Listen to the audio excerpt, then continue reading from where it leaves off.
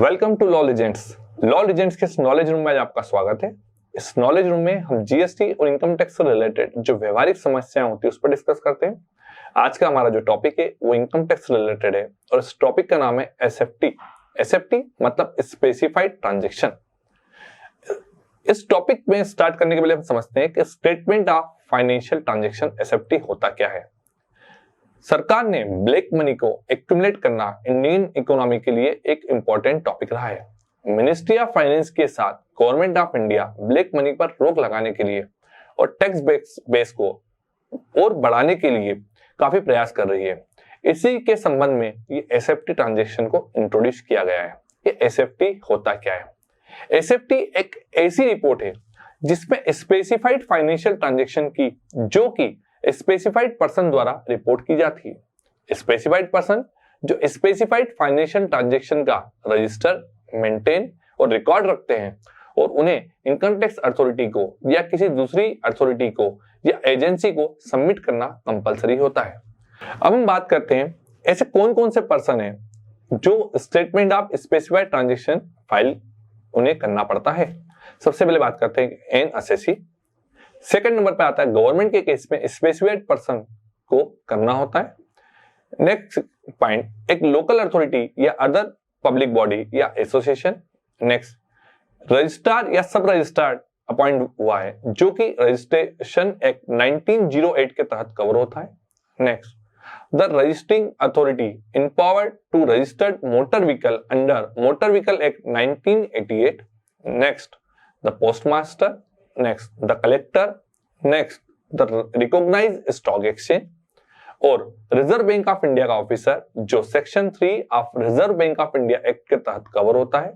और ए डिपॉजिटरी और इसमें आता है a prescribe reporting financial institutions या a person other than those referred in class A to K as may be prescribe. मतलब ए से के अलावा यदि किसी पर्सन को प्रिस्क्राइब किया गया है तो उस पर्सन को भी स्पेसिफाइड ट्रांजेक्शन को रिपोर्ट करना जरूरी होता है। अब हम बात करेंगे ऐसे कौन कौन से ट्रांजेक्शन हैं जो स्पेसिफाइड ट्रांजेक्शन माने जाते हैं। सबसे पहले बात करेंगे बैंक ड्राफ्ट, पे ऑर्डर या बैंकर्स चेक की खरीदी के लिए 10 लाख रुपए या उससे ज्यादा का चेक दिया है किसी बैंकिंग इंस्टीट्यूशन या कारपोरेशन बैंक को देते हैं तो रिपोर्ट करने की जरूरत होती है।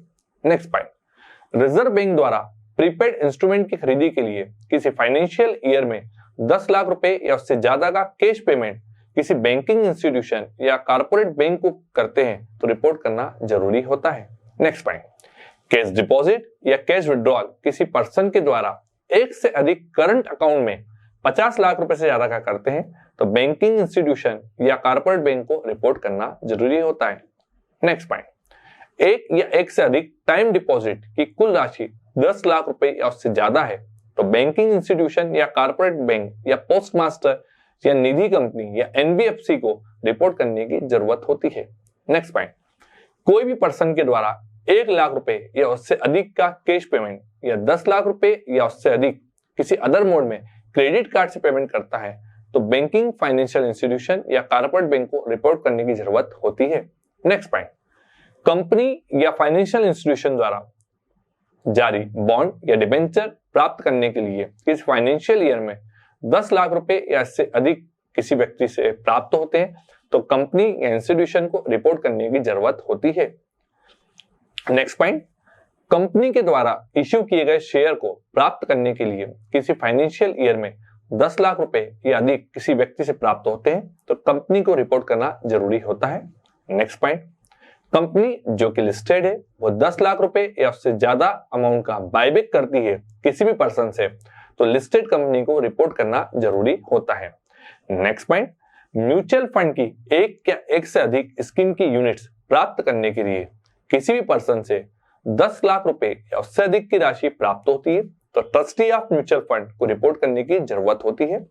नेक्स्ट पॉइंट क्रेडिट कार्ड या डेबिट कार्ड के माध्यम से या ट्रेवलर्स चेक को जारी करके फॉरेन करेंसी बेचने के लिए किसी व्यक्ति से 10 लाख रुपए या उससे ज्यादा की रिसिप्ट होती है तो अथॉराइज्ड पर्सन को रिपोर्ट करने की आवश्यकता होती है।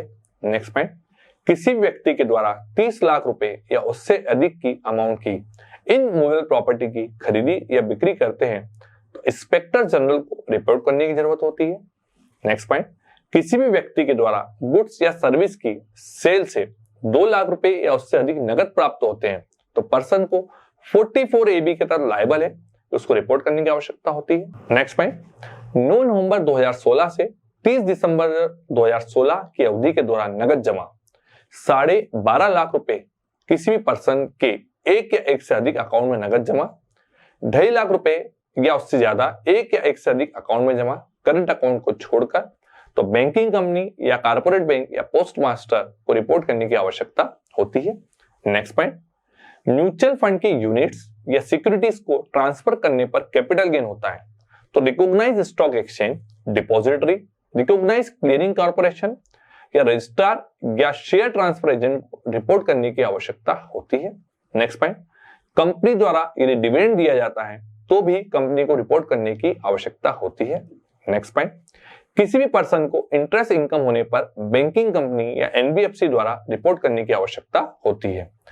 ये हमने उन ट्रांजैक्शन के बारे में बात करा जो स्पेसिफाइड ट्रांजैक्शन होते हैं। यदि ये specified transaction in particular persons के साथ किए जाते हैं तो उन पर्संस की ड्यूटी है कि वो स्पेसिफाइड ट्रांजैक्शन को रिपोर्ट करें और स्पेसिफाइड ट्रांजैक्शन आपके एआईएस और टीआईएस में रिफ्लेक्ट होते हैं, जिसके आधार पर आपको अपना रिटर्न फाइल करना चाहिए।